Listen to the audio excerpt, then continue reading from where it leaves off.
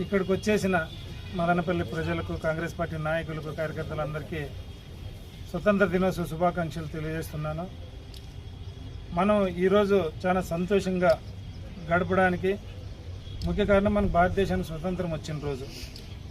స్వతంత్రం వచ్చి నేటికి 79 సంవత్సరాలు పూర్తి 80 పడినాం. అప్పటి స్వతంత్రానికి భారతదేశంలో ఉన్న పెద్దలు, అప్పటి పెద్దలు, పోరాట యోధులు రాత్రింబవళ్ళు ఎంతో శ్రమించిన తర్వాత బ్రిటిష్ వాళ్ళను తరిమి కొట్టిన తర్వాత ఈరోజు మనం అనుభవిస్తున్న ఈ స్వతంత్రం మనకు లభించింది. అప్పటి గాంధీ మహాత్ముడు అహింసా పద్ధతిలో రక్తపాతం లేకున్నా, గలాటలు లేకున్నా ప్రతి ఒక్కరిని, భారతదేశం ఇప్పుడన్నా మంచి సౌకర్యాలు ఉన్నాయి, ఒకప్పుడు ఎలాంటి సౌకర్యాలు లేని టైంలో గాంధీ తాత భారతదేశ ప్రజలను ఏకతాటిపైకి తెచ్చి బ్రిటిష్ వారిని మౌనంతో పోరాడి గెలిచిన మహనీయుడు మన గాంధీ మహాత్మా. అలాగే గాంధీ మహాత్మునికి అండగా నిలిచిన యావత్ భారతదేశ పోరాట యోధులు నెహ్రూ గారు కానీ, ప్రతి ఒక్కరూ పేర్లు చాలా ఉన్నాయి. ప్రతి ఒక్కరి పోరాట ఫలమే ఈరోజు మనం అనుభవిస్తున్న ఈ స్వతంత్ర సంతోషాలు. ఇలాగే భారతదేశ ప్రజలందరూ ఏ విధంగా అయితే 80 సంవత్సరాల నుంచి స్వతంత్ర దినోత్సవాన్ని జరుపుకుంటూ స్వతంత్రంగా ఆనందంగా గడుపుతున్నామో, ఆ స్వతంత్రానికి నిజమైన అర్థం రావాలంటే ఇక మీదట కూడా అదే స్వతంత్రం, అదే ప్రజాస్వామ్యం, అదే రాజ్యాంగం, అదే గణతంత్రంగా మన భారతదేశం విరాజిల్లితే ఆ స్వతంత్రం కంటిన్యూ అవుతుంది.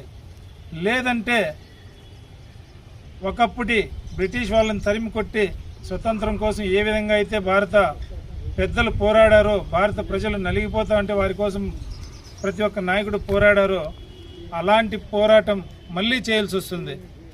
అది ఎందుకు చెప్తున్నానంటే, ఈ మధ్య ప్రస్తుత బీజేపీ ప్రభుత్వం పరిపాలనలోకి వచ్చి 12 సంవత్సరాల తర్వాత భారతదేశాన్ని ఆర్థికంగా కానీ, సామాజికంగా కానీ చిన్నాభిన్నం చేస్తున్నాయి.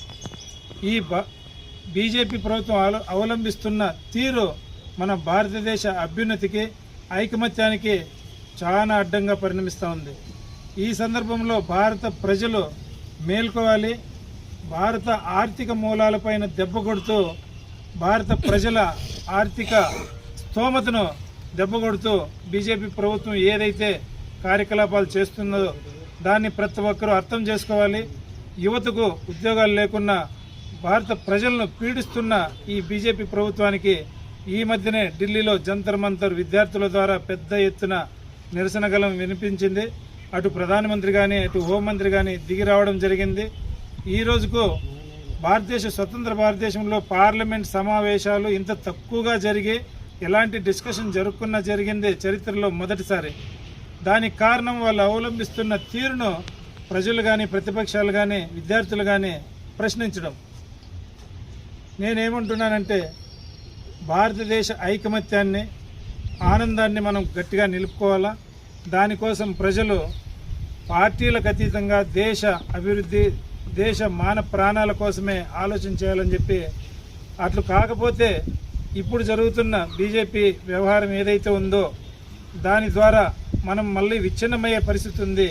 భారత ప్రజలందరూ ఏకం కావాలి, అందరూ భారతదేశ అభ్యున్నతికి పోరాడాలని చెప్పి ఈ సందర్భంగా కాంగ్రెస్ పార్టీ ద్వారా నేను ప్రతి ఒక్కరిని పేరు పేరున కోరుకుంటూ 80 స్వతంత్ర దినోత్సవ శుభాకాంక్షలు ప్రతి ఒక్కరికి తెలియజేస్తున్నాను.